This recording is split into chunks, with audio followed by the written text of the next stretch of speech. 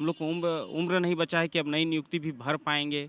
और 5 साल की परिस्थिति, उस समय की पढ़ने की परिस्थिति कुछ और होती है, अभी की परिस्थिति बिल्कुल ही बदल जाती है। सर 5 साल में एक सरकार का कार्यकाल पूरा हो जाता है, 5 साल में हमारी नियुक्ति नहीं पूरी होती। उस समय लगा कि अब तो बस जॉइनिंग लेटर मिलने वाला है, कितनी की शादी फिक्स हो गई, उसके बाद लंबा खींचता गया, नहीं मिली तो लड़के वाले शादी तोड़ दिए। कोई भी पिता बेरोजगार लड़के के साथ अपनी बेटी की शादी करना चाहेगा? कभी नहीं। नमस्कार, आप देख रहे हैं द फॉलो अप। पंचायत सचिव अभ्यर्थियों का धरना आज 32वें दिन भी जारी है।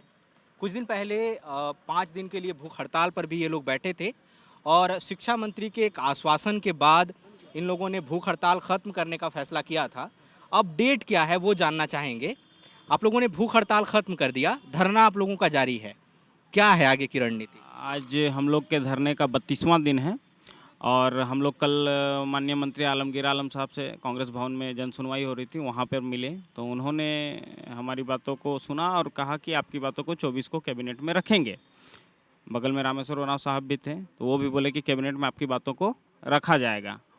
उसके बाद हम लोग नीचे नीचे उतरे। उसके बाद राजेश ठाकुर जी से मुलाकात हुई तो राजेश ठाकुर जी भी बोले कि आपकी बातों को मुख्यमंत्री जी के पास हम लोग बहुत प्रमुखता से 2-3 बार भी रखे हैं। उसके बाद माननीय मंत्री वो 24 को कैबिनेट में बातों को रखेंगे। तो ये तीनों के तरफ से आश्वासन हुआ। दूसरी बात है कि हमारी एक टीम दिल्ली गई हुई है, राहुल गांधी जी से मुलाकात के लिए प्रयासरत है, लेकिन उनकी मुलाकात राहुल गांधी जी से नहीं हो पाई है। लेकिन माननीय प्रभारी झारखंड के जो कांग्रेस के प्रभारी हैं अविनाश पांडे जी से मुलाकात हुई। अविनाश पांडे जी ने भी हमें सकारात्मक आश्वासन दिया है और उन्होंने कहा कि आपकी बातों की जो अभी कांग्रेस का चिंतन शिविर है 3 दिनों का पारसनाथ में, वहाँ पे बोले कि आपकी बातों को प्रमुखता से, चूँकि वहाँ पे सारे विधायक सारे मंत्री रहेंगे, उनके सामने रखेंगे और सरकार को समन्वय के साथ चलना है, इसीलिए बोले कि सारे मुद्दे को हम लोग रखेंगे। बाकी हम पंचायत सचिव के कुछ अभ्यर्थी चिंतन शिविर में भी गए हुए हैं मिलने के लिए।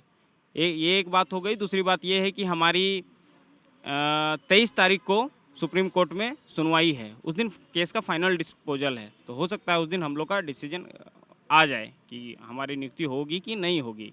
वो एक मामला है। 24 को कैबिनेट में रखेंगे। उसके बाद देखते हैं कि सरकार की क्या मंशा होती है। सरकार तो बहुत बार आश्वासन दी है, उम्मीद। एक तकनीकी बातें जो भी हैं, रणनीति है, आप लोगों का आंदोलन है, विधायकों मुख्यमंत्रियों से मुलाकात है, इन तकनीकी बातों से इतर आप लोगों की जब डॉक्यूमेंट वेरिफिकेशन हो गया, तय था, नाते रिश्तेदारों को पता चल जाता है नौकरी लगना है, आपने भी बता ही दिया होगा। उस एंगल से किस तरह की मुश्किलें आ रही होंगी? आप चूंकि अब इंतजार आप लोगों का लंबा खींचा और अब रद्द होने की कगार पे। बहुत मुश्किल सर, हम लोग बयां नहीं कर सकते हैं इस मुश्किल को। हम लोग तो झेल ही रहे हैं। बहनों को कितनी बहनों की शादी टूट गई कि उस समय लगा कि अब तो बस जॉइनिंग लेटर मिलने वाला है, कितनी की शादी फिक्स हो गई, उसके बाद लंबा खींचता गया, नहीं मिली तो लड़के वाले शादी तोड़ दिए। और हम लोग बहुत कोई को उम्र ख़त्म हो गया, ये सबसे बड़ा मुद्दा है।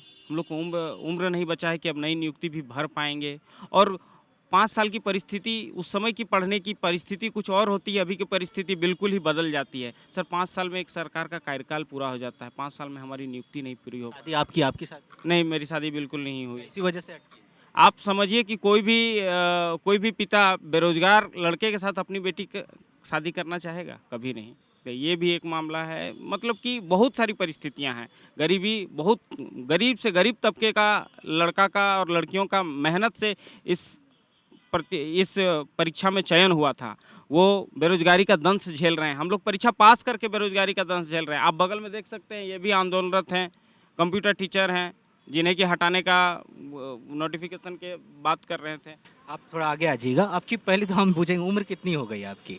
30 के आसपास हो गई। इसके आसपास है। मतलब कम से कम जेएसएससी भरने के लिए एलिजिबल हैं आप। हाँ, इतना आप अपने आप को तसल्ली दे सकते एलिजिबल तो है, लेकिन लेकिन दिक्कत ये है कि नई सिरे से करना पड़ेगा। अभी प्राइवेट में हम कुछ काम करते हैं तो उसके साथ पढ़ाई का तैयारी करना बहुत ही मुश्किल काम हो जाता है। फिर हो पाएगा नहीं हो पाएगा, क्योंकि उस टाइम 5 साल पहले हम लोग फ्री थे, सारा हम लोग का फोकस स्टडी में रहता था, तैयारी अच्छे से। शादी हो गई? जी नहीं। शादी नहीं हुई है अभी, तो मतलब वजह यही होगी।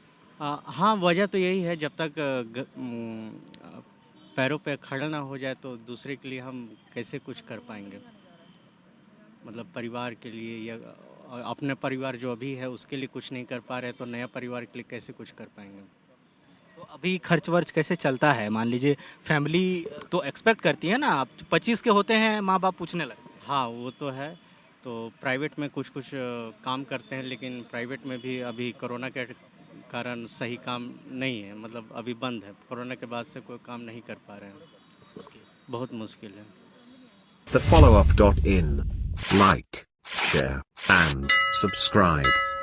www.thefollowup.in